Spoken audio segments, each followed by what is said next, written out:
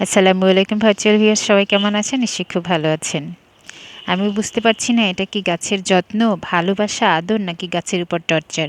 এই যে একজন আছে, সে মোটামুটি সে এগুলোই করে বেড়াচ্ছে, সে দাপিয়ে বেড়াচ্ছে পুরো ছাদ বাগান। তো বাবা তুমি এটা কি করছো? আদর করছি। এই হচ্ছে আদর, সকালবেলা শিশির পড়ে আছে সেটাকে সে আদর করছে। ঠান্ডা লেগে যাবে তো বাবা। তার আমার কিন্তু ঠান্ডা লাগলে হ্যান্ড লাগবে, গ্লাভস ওকে কি পরা করবো? ছিল, কিন্তু সেগুলো সে খুলে টুলে এরকম। একটু তোমার মুখখানা দেখিয়ে দাও তো বাবা, হাই বলো একটু। হাই। ওকে বেটা। তো এটা হচ্ছে আমার স্পাইডার প্লান্ট গাছ। এই গাছগুলো কিন্তু একটু সেটে রাখতে। স্পাইডারম্যান লাগিয়েছে। হ্যাঁ, তো স্পাইডার প্লান্ট এই গাছগুলো ছোট্ট একটা গাছ কিনেছিলাম, তো সেখান থেকে আলহামদুলিল্লাহ আমি একটু বড় করে স্পাইডার দিয়েছিলাম। অর্থাৎ স্পাইডারম্যান প্রথমে এই গাছটা পেয়েছে। হ্যাঁ, ঠিক আছে, স্পাইডার ওকে। এনিওয়ে, আমি যেটা আমি স্পাইডারম্যান। করছিলাম, ওকে নিয়ে ভিডিও করা ইটস সো টাফ। তো যেটা করেছি আমি আলাদা আলাদা করে দিয়েছি।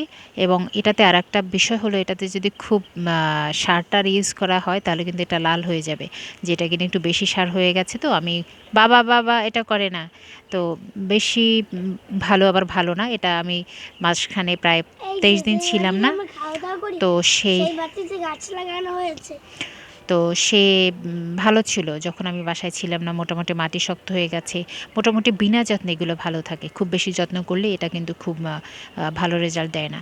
ইনডোর প্লান্টগুলো মনে হয় এরকমই। তো এনিওয়ে, স্পাইডার প্লান্টের কথা বললাম, আপনারা কিন্তু ট্রাই করবেন। এটা বিনা যত্নে ফেনে রাখুন, খুব বেশি পানি দেওয়ার দরকার নেই। তো এই পর্যন্তই, থ্যাংক ইউ।